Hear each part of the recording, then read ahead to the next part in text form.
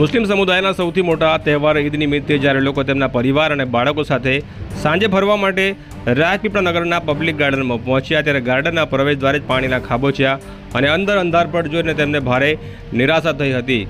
બાળકોના રમતગમતના સાધનો પણ વર્ષોથી તૂટીને નવરા થઈ ગયા છે। એવા તૂટેલા સાધનો સાથે રમતી વખતે બાળકોને ઈજા થવાનો ભય હોય છે।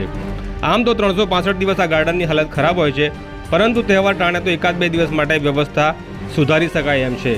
ત્યારે ગાર્ડનમાં ફરવા આવેલા એક યુવક દ્વારા વિડીયો વાયરલ કરી ગાર્ડનની અંધારપટની હકીકત લોકો સામે મૂકી છે। તો ભાઈ આજે આટલો મોટો તહેવાર છે ને રાજપાડી નગરપાલિકાના ગાર્ડનના અંદર બિલકુલ અંધેરો છે ભાઈ, બિલકુલ અંધેરો લઈને બેઠેલા છે ગાર્ડનના અંદર, કોઈ જાતની લાઇટિંગ નથી। જોઈ લો આટલા મોટા તહેવારના દિવસે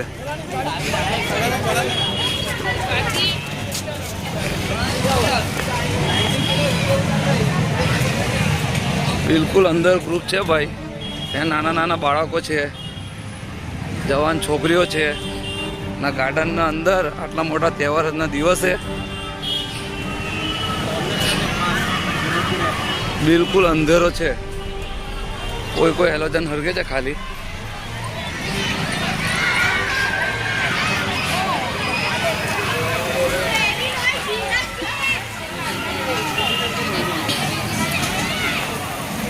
આવામાં કોઈ ઘટના થઈ જાય તો આના જવાબદારી કોની? બસ આ એક હેલોજન છે ખાલી દુસ્તાન અંદર, બાકી બધા બાજુ અંધેરો અંધેરો જ છે ભાઈ। જોઈ લો